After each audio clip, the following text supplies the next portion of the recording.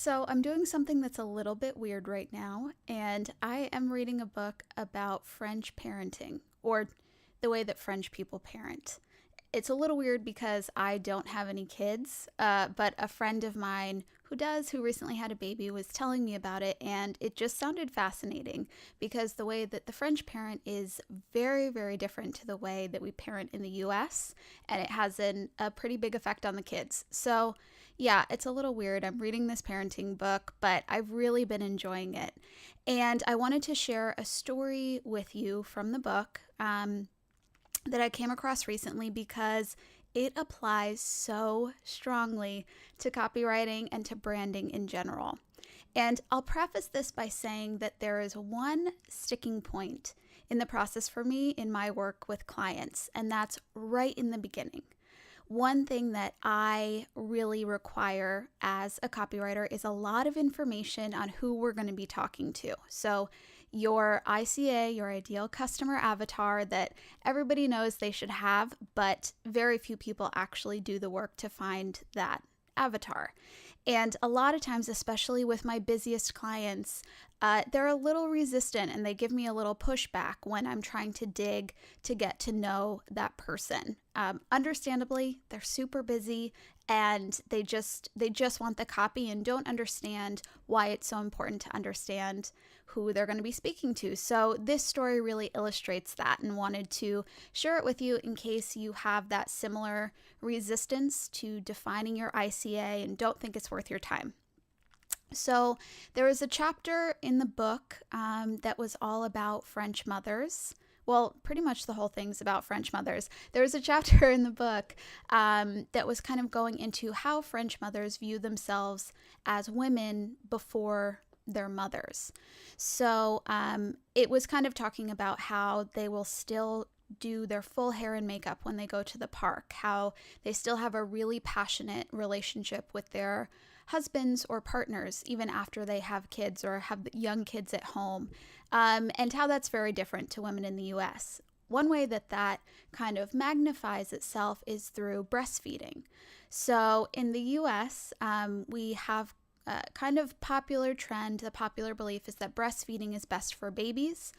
Specifically, one of the reasons is that it improves IQ, that children who were breastfed, I guess there's a number of studies. I might read parenting books, but I don't check out the studies. But according to the book, there's a lot of evidence that breastfeeding could lead to higher IQs. In the US, this is something that parents really care about. Kind of the average, some of the sentiment in the US is that we want to give kids a leg up. We're all about moving them through stages of infancy and childhood as quickly as possible so they can develop quickly. You see this with parents all the time that are kind of bragging about their child who can read really early, or who is playing piano really early, or who is playing tennis really early. It's kind of a point of pride, and the number of preschool options that are available that are speaking in a second language or adding all of this intellectual stimulation at kids at a very early age shows that that's something that's important to us. So when these studies come out that say breastfeeding could lead to higher IQ and give kids a leg up, American moms are all about it. And so it's really kind of a popular trend nowadays to breastfeed your child. In France, not so much. Mothers there really care about pleasure. They really care about their bodies. They really care about keeping the feminine mystique for their romantic partners. And breastfeeding kind of takes away from that, in their opinion, according to this book. They don't see a problem with formula. They think they were raised on it, so why not give it to their children? And they have this overall view that childhood, especially the early years, is about pleasure, is about having fun, is about being a kid. And there's not all this pressure, like we put in the US, on the kids developing super fast. They're actually really quite happy with children developing very slowly. And according to the book, they don't learn to read until age 6. So some pretty big difference between parenting there. And there was a line, this is the line that really caught my attention. And this is a doctor who is a French doctor, who is a big breastfeeding advocate, and he's talking about how they are starting to get some traction with French mothers. I'll just read this quick passage. Dr. Batoun says that in his years of campaigning for breastfeeding, he's found that French mothers generally aren't won over by the health arguments involving IQ points and secretory IgA. What does persuade them to nurse, he says, is the claim that both they and the baby will enjoy it. We know that the pleasure argument is best, the mother's pleasure and the baby's pleasure, he says. So this is exactly the same reason why we need to know who we're speaking to when we're writing your copy. If you came to the French mothers presenting IQ points and how it gets, improves baby's development and all of the things that work for American mothers, they're not interested at all. They're hard pass from the French moms. But when you realize that they're interested in pleasure, in enjoying themselves and helping their babies to experience more pleasure, then they're interested in listening to it. And then they're actually not just interested in listening to it, but wanting to do it because that's something they care about. And so just wanted to share that example because it's the exact same when it comes to your copy and what you're selling. There are so many ways for every product, for every service, for every offering. There's a gajillion ways that it can be positioned. There are different features you can highlight. There are different benefits that you can highlight. There are different problems that it solves.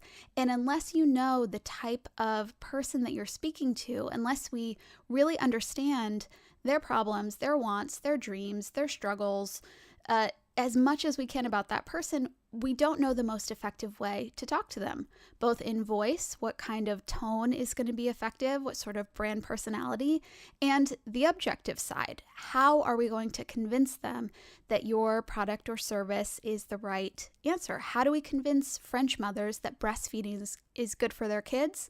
We look to pleasure because that's what they care about. How do we convince American moms that breastfeeding is good for their kids? By looking to intellectual development because that's what they care about.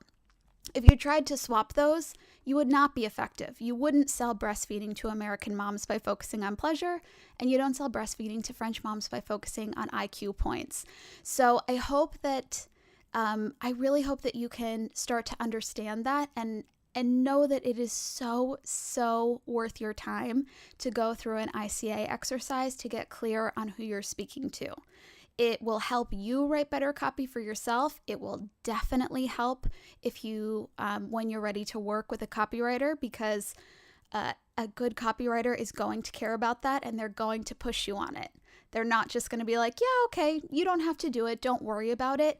If anybody does say that, I would recommend you don't work with that person because it's really important in the field to know who you're speaking to. So if you haven't ever done an ICA exercise before, I have a free workbook. It's my Audience and Brand Clarity Workbook. This is what I go through with my one-on-one clients. The thing that they give me a little pushback on before they've gone through it.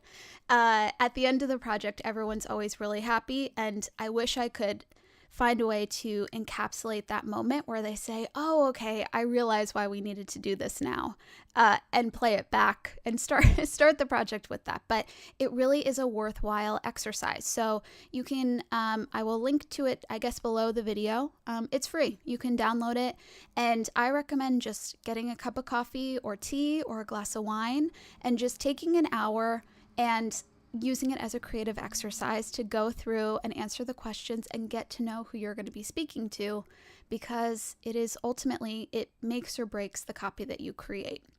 So download the workbook rather, go through it, get to know your audience member so that you can actually create copy that's going to speak to them. Other than that, hope you're having an amazing day. Let me know if you have any questions as you get to know your customers. If you get stuck on any part of the workbook, just let me know. And yeah, hope that's helpful. Hope you're having a good one, and I will see you in the next video. Bye.